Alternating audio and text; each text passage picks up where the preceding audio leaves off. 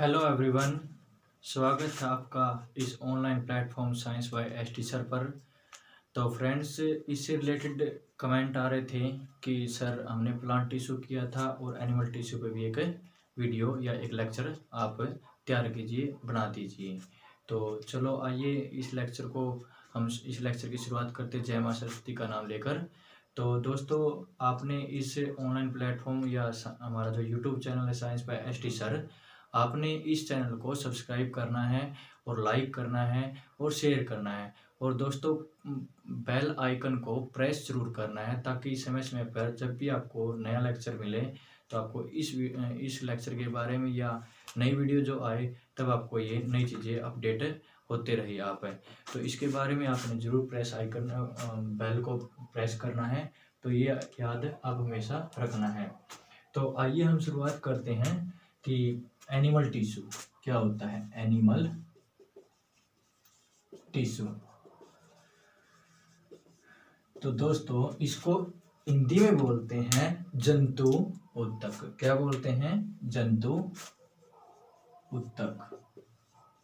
अब जंतु ऊतक की बात करें तो ऊतकों का सबसे पहला क्वेश्चन जो होता है और सबसे पहला क्वेश्चन निकलता है यहाँ से कि जो ऊतक होता है उन ऊतकों का अध्ययन जिस शाखा के अंतर्गत किया जाता है अध्ययन, वो शाखा क्या कहलाती है? हिस्टोलॉजी। कौन सी होती है? हिस्टोलॉजी। सबसे पहला जो क्वेश्चन होता है हमारा, ये पूछा जाता है कि ऊतकों का अध्ययन किसके द्वारा किया जाता है? हिस्टोलॉजी के अंदर। फिर बात आती है कि ऊतक क्या चीज होती है। ऊतक की अगर हम बात करें तो ऊतक होता है कोशिकाओं का समूह। क्या होता है दोस्तों? कोशिकाओं का समूह। तो कोशिकाओं का समूह की अगर हम बात करें तो ये एक जैसी क्या होती है कोशिकाएं, तो उनका एक जैसी ग्रुप होता है। Group of the cell are called tissues. तो इनका एक जैसा कार्य होगा, संरचना होगी, तो क्या कहलाता है? कोशिकाओं का समूह या ऊतक कहेंगे हम उसको। फिर हम बात करते हैं दोस्तों ऊतक का निर्माण कैसे होता है। तो ऊतक के निर्माण की अगर हम बात करें तो जो प्रोडक्शन है वो किस तरीके से होता है। जो ऊतक का होता है वो प्राथमिक 3 जन्म स्तरों में होता है दोस्तों। कितने लेवल में होता है? 3 लेवल में।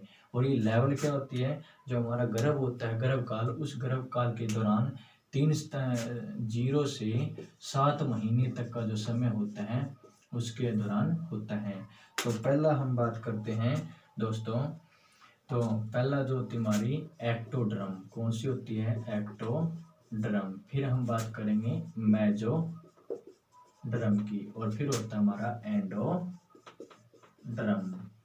तो दोस्तों फिर हम देखते हैं एक्टोड्रम, मेसोड्रम और एंडोड्रम। फिर हम बात की जाए इसकी, तो एक्टोड्रम के अंदर किस किस चीज का निर्माण होता है। एक्टोड्रम की अगर हम बात करें, एक तो वर्ण कोशिका का। किसका दोस्तों? वर्ण कोशिका का। वर्ण कोशिका यानी रंगों से संबंधित होता है, यानी कलर जो होता है हमारी स्किन का। फिर इसी तरीके से आंख का निर्माण। किसका दोस्तों? आंख का, आई का जो निर्माण होता है। फिर हमारा होता है तंत्रिका तंत्र। इन सभी का या आदि का इनका निर्माण होता है। फिर मेसोड्रम की बात करें तो जो किडनी जो होती है दोस्तों, किडनी होती है जिसे हम वृक्क कहते हैं। फिर हमारा जनन तंत्र। कौन सा दोस्तों? जनन तंत्र, जो रिप्रोडक्शन सिस्टम होता है उसका निर्माण होना। फिर हमारा जो ब्लड जो होता है, रक्त और रक्त वाहिनियां या लसिका की अगर हम बात करें तो इसके अंदर होता है दोस्तों। फिर हम बात करें त्वचा, और त्वचा का भी क्या होता है? इसी के अंदर निर्माण होता है। फिर हम बात करेंगे आगे चलकर यानी कि फेफड़े का। जो फेफड़े का निर्माण होता है दोस्तों वो एंडोड्रम में होता है। फिर जो हमारा अग्नाशय होता है, और अग्नाशय का निर्माण भी किसके अंदर होता है फ्रेंड्स? एंडोड्रम के अंदर। तो ये सभी इस तरीके से हमारा स्ट्रक्चर तैयार होता है। तो हम बात करें इसकी, तो यहाँ से अगर हम एक स्ट्रक्चर की बात करें तो सबसे पहले हमारी कोशिका, फिर फ्रेंड्स कोशिका से मिलकर किसका निर्माण होता है? ऊतक का, और ऊतक से मिलकर फ्रेंड्स किसका निर्माण होता है? अगर हम बात करें कोशिका ऊतक, ऊतक से मिलकर हमारा अंग, और अंग से मिलकर फ्रेंड्स शरीर का। और जो कोशिका होती है वो कोशिका 2 तरीके से मिलकर बनती है। वो कौन कौन से होते हैं? हमारे अंडाणु और शुक्राणु। इसको बोलते हैं फ्रेंड्स सपम। क्या बोलते हैं? सपम। और इसको बोलते हैं ओवम।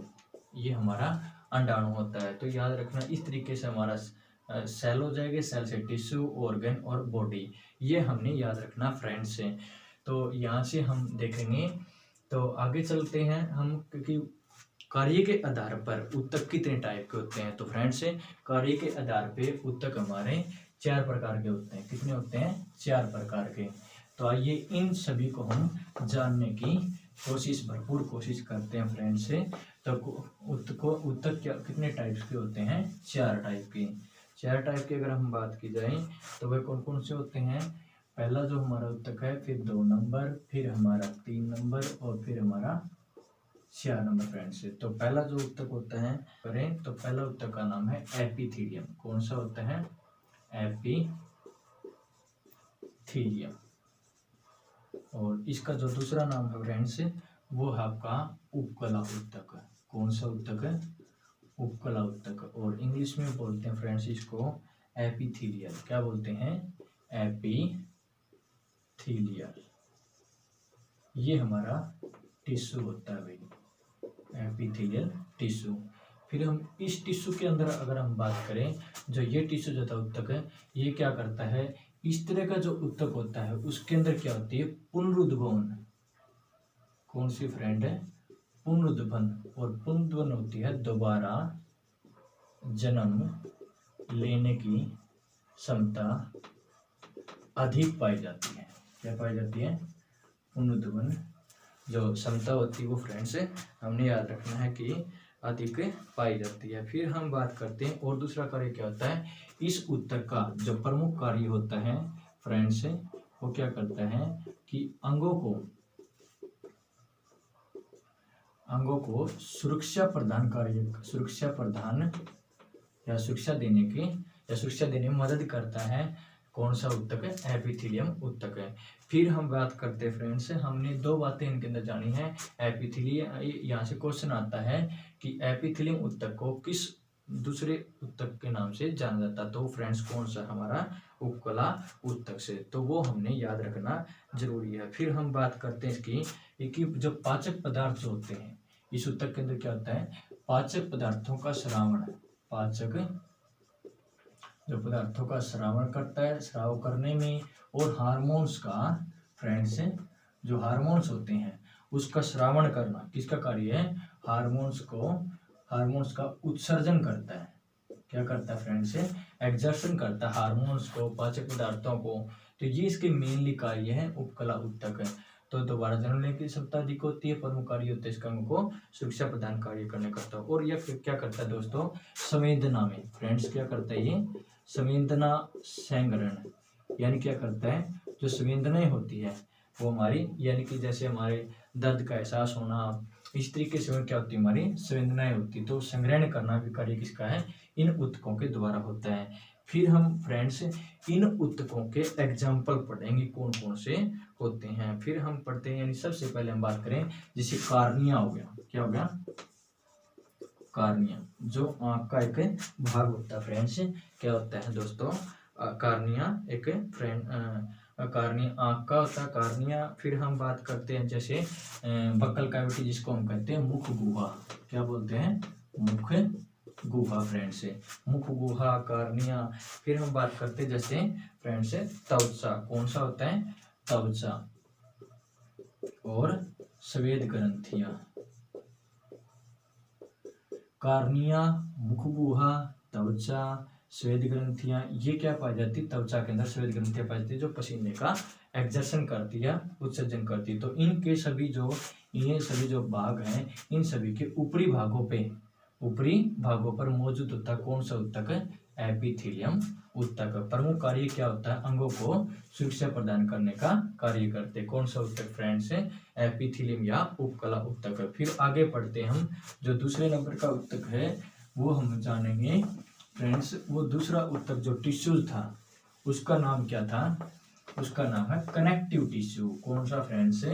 Connective tissue. तो कनेक्टिव टिश्यू की बात करें तो दूसरा जो होता है हमारा संयोजी ऊतक फ्रेंड्स। कौन सा? संयोजी ऊतक।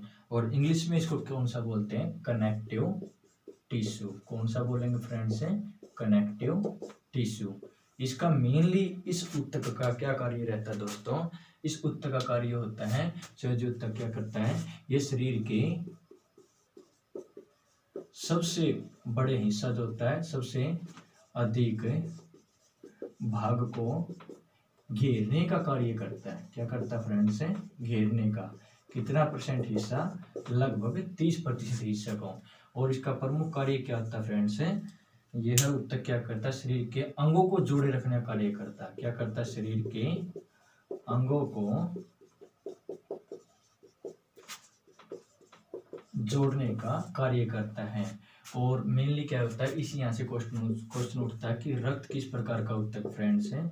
रक्त किस प्रकार का उत्तक है, एक संयोजी उत्तक है। कौन सा उत्तक फ्रेंड्स है, संयोजी उत्तक। तो इस उत्तक के अंदर हमने जाना कि संयोजी उत्तक किस प्रकार का उत्तक है, शरीर के सबसे अधिक भाग को घेरे रखने का कार्य करता है, शरीर के अंगों को जोड़े रखने का कार्य करता है। रक्त एक संयोजी उत्तक है। फिर हम बात करते हैं फ्रेंड्स, इसके अंदर एक और क्वेश्चन आता है कि यहाँ से दृढ़ता और फ्रेंड्स, दृढ़ता एवं लचीलापन, दृढ़ता एवं लचीलापन देने का जो कार्य करता है कौन सा होता है, संयोजी उत्तक है। और एक और मेनली पॉइंट हम पढ़ते हैं कि रासायनिक पदार्थों का परिवहन करता है। तो रासायनिक पदार्थों का जो ट्रांसपोर्टेशन करता है हमारे अंगों के अंदर, वो कौन सा होता है फ्रेंड्स, संयोजी उत्तक है।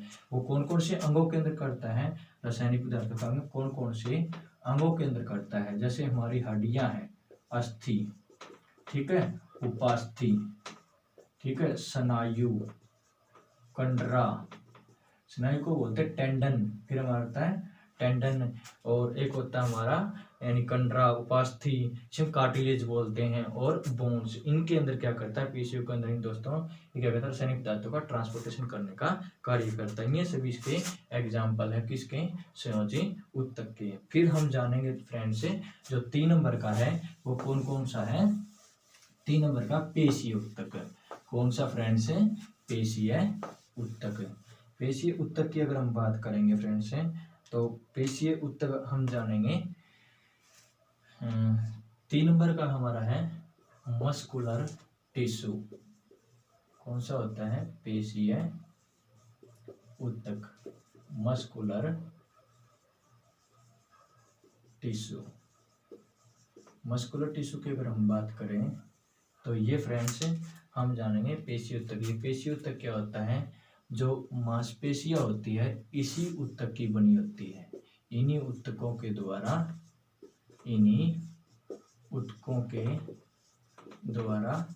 बनी होती कौन सी, मांसपेशियां।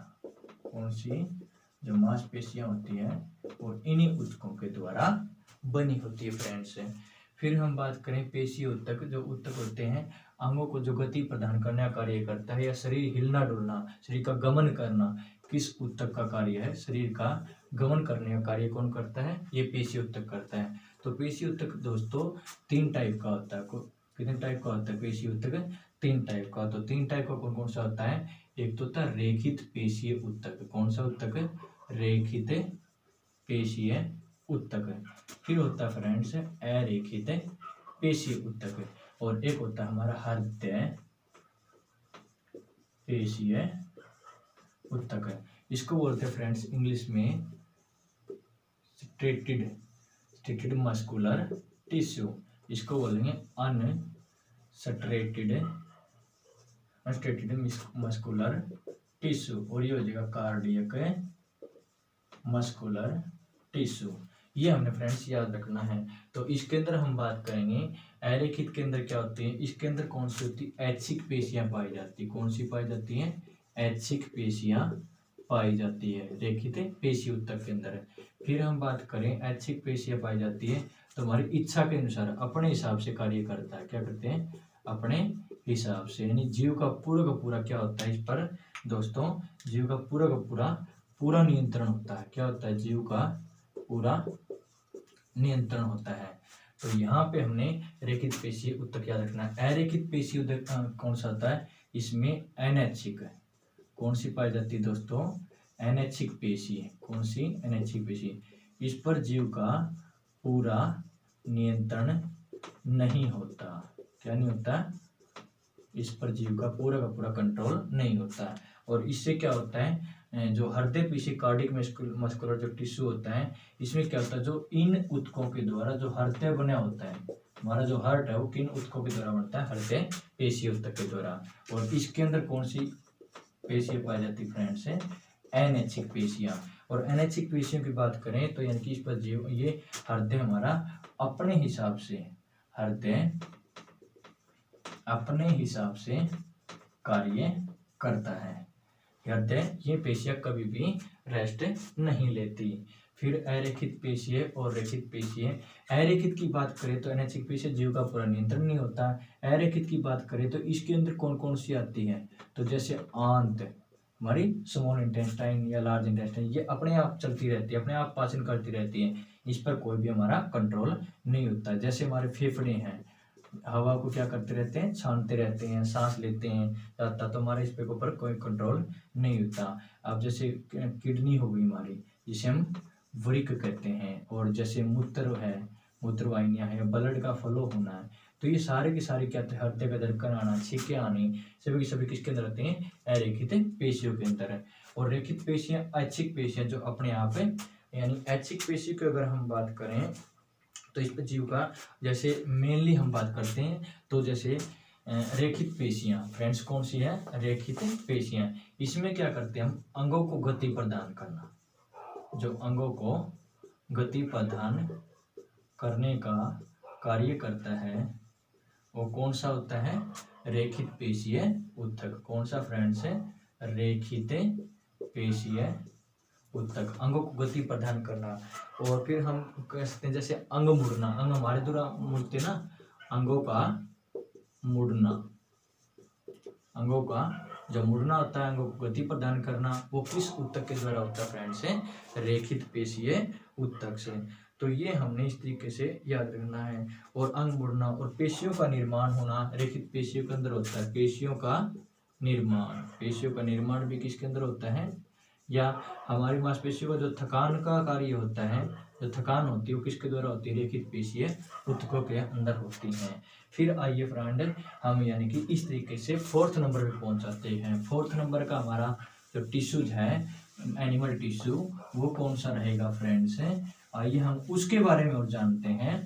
तो जो नर्वस टिश्यू हमारा कौन सा होता है, नर्वस टिश्यू, इसको बोलते हैं तंत्रिका ऊतक। फ्रेंड्स कौन सा हो जाएगा, तंत्रिका ऊतक। और तंत्रिका ऊतक की जाने बात है तो चौथे नंबर का जिसे हम बोलते हैं नर्वस टिश्यू, क्या बोलेंगे, नर्वस टिश्यू फ्रेंड्स है। नर्वस टिश्यू की अगर हम बात करें तो इसके अंदर ये जो ऊतक होते हैं फ्रेंड्स है, ये विशेष प्रकार की कोशिकाओं से मिलकर बने होते हैं। इनके अंदर यानी कि इन कोशिकाओं की जो लंबाई होती है 0.1 से लेकर 1 मीटर तक इनकी लंबाई पाई जाती है। इनके अंदर क्या होती है, विशेष प्रकार की कोशिकाएं पाई जाती है, उनका नाम होता है तंत्रिका कोशिका, या हम बोलते हैं न्यूरॉन कोशिका। कौन सी बोलेंगे फ्रेंड्स है, न्यूरॉन्स सेल्स। विशेष प्रकार की कोशिकाएं पाई जाती हैं जिसे हम कहते हैं न्यूरॉन की कोशिकाएं, न्यूरॉन की कोशिकाएं। और ये ब्रेन के अंदर प्रेजेंट होती है। मेनली हम बात करें तो फ्रेंड्स न्यूरॉन सेल्स जो होती है सबसे लंबी कोशिका होती है। कौन सी होती है, सबसे लंबी कोशिका होती है फ्रेंड्स है, सबसे लंबी कोशिकाएं। और इनकी लंबाई की बात करूं तो 0.1 से लेके 1 मीटर तक इनकी लंबाई पाई जाती है तंत्रिका कोशिकाओं की। तो इसके अंदर हमने इस तरीके से, और जो तंत्रिका कोशिका होती है वो 3 कोशिकाओं से मिलकर बनी होती है। वो 3 कौन कौन से होते हैं, एक तो होता है फ्रेंड्स साइटोन, एक होता है डेंड्रॉन, और एक होता है हमारा साइटोन, डेंड्रॉन, और एक होता है फ्रेंड्स एक्सोन। तो इस तरीके से हम देखेंगे, यानी कि जैसे मैं एक अभी आपके सामने किसका चित्र बना रहा हूँ, एक न्यूरॉन सेल्स का। किसका बना रहा हूँ फ्रेंड्स है, न्यूरॉन सेल्स का। अगर न्यूरॉन सेल्स का मैं जैसे बनाऊंगा इसके अंदर स्ट्रक्चर है, तो ये क्या है कि न्यूरॉन सेल्स है, यानी कि तंत्रिका कोशिका। तो इसके अंदर ये जो होते हैं इनको बोलते हैं फ्रेंड्स है, इनके बीच में होती है रेनोर की नोड। किसकी होती है, रेनोर की नोड। फिर हम बात करें, ये हमारे जो होते हैं इसके अंदर फ्रेंड्स है, ये क्या होते हैं, एक्सोन। क्या होता है फ्रेंड्स, ये एक्सोन। ये भाग होता है तंत्रिका कोशिका के अंदर। फिर ये क्या होता है फ्रेंड्स, है केंद्रक, क्या होता है, जिसे हम बोलते हैं इंग्लिश में न्यूक्लियस। और जो ये गोल अवस्था होती है इसको बोलते हैं हम साइटोन। क्या बोलते हैं फ्रेंड्स, है साइटोन। ये वाला भाग जो कीप के आकार का होता है। फिर ये ऐसे जो धागे की संरचना होती है, इन धागे की संरचना को हम बोलते हैं, ये इस टाइप की होती है इनकी संरचना। तो ये होती है हमारे तंत्रिका अक्ष, जिसे हम बोलते हैं डेंड्रोन। क्या बोलेंगे फ्रेंड्स, है डेंड्रोन तंत्रिका अक्ष है। और इस तरीके से हमारा क्या होता है, यहाँ पे न्यूरोट्रांसमीटर लगा होता है। क्या लगा होता है, न्यूरोट्रांसमीटर। और जैसे हमारी यानी कि एक और फिर यहाँ से तंत्रिका कोशिका आती है, नेक्स्ट एक तंत्रिका कोशिका होगी। तो ये दोनों जैसे जुड़ते, जैसे हमारे दिमाग के अंदर कोई सूचना पहुंचती तो एकदम से स्पीड बढ़ाने के लिए बीच में न्यूरोट्रांसमीटर लगा होता है और उसको जल्दी हमारे सिग्नल तक यानी कि हमारे माइंड तक सिग्नल पहुंचाने का कार्य करते हैं। कौन करता है, न्यूरोट्रांसमीटर। तो यहाँ से एक क्वेश्चन और आता है कि दो तंत्रिका कोशिकाओं के स्थान के बीच के स्थान को क्या बोला जाता है, सिनेप्स कहा जाता है फ्रेंड्स। क्या कहा जाता है, सिनेप्स। ये हमने याद रखना है। सिनेप्स, तो तंत्रिका कोशिकाओं के स्थान के बीच को क्या बोलते हैं, न्यूरॉन कोशिका के बीच के स्थान को बोलेंगे सिनेप्स है। तो सबसे पहले हम बात करेंगे इसके बारे में दोस्तों। तो आज हमने फ्रेंड्स एनिमल टिश्यू कंप्लीट कर चुके हैं। तो हमने इस लेक्चर को, अगर आपको पसंद आया हो तो इस वीडियो को लाइक करना और सब्सक्राइब करना हमारे चैनल को ना भूलें और बेल आइकन को प्रेस कीजिएगा ताकि आप अपडेट रहते रहे जब भी नई कोई वीडियो आए या नया लेक्चर कोई लगे आपके सामने। तो हमने इस तरीके से ये लेक्चर कंप्लीट कर लिया है। और इसके अंदर हमने थोड़ा सा रिवीजन ले लेते हैं 2 मिनट के लिए कि एनिमल जो टिश्यू होता है ऊतकों का अध्ययन हिस्टोलॉजी के अंदर। फिर हमने पढ़ा 3 तो प्राथमिक जन्म स्तर थे, एंडोड्रम, एक्टोड्रम, मेसोड्रम, ये 3 अवस्थाएं थी कि 0 से 7 महीने तक ये चलती रहती है। फिर कार्य के आधार पे हमने पढ़ा कि 4 ऊतक होते हैं, एपिथेलियम ऊतक, फिर हमारा होता है संयोजी ऊतक और फिर होता है हमारा पेशीय ऊतक। पेशीय के अंदर हृदय पेशीय ऊतक होता है, वो जो हृदय किसका बनाता है, हृदय पेशीय कार्डिक मस्कुलर टिश्यू उनके द्वारा बना होता है हृदय पेशीय ऊतक। फिर हमारा तंत्रिका ऊतक, जो तंत्रिका कोशिका या विशेष प्रकार की जो सबसे लंबी कोशिकाएं पाई जाती हैं उनके कोशिकाएं और तंत्रिका ऊतकों के द्वारा ही बनी होती है। इस तरीके से हमने आज ये सभी ऊतक जंतु ऊतक कंप्लीट कर लिया है। तो thank you, have a nice day.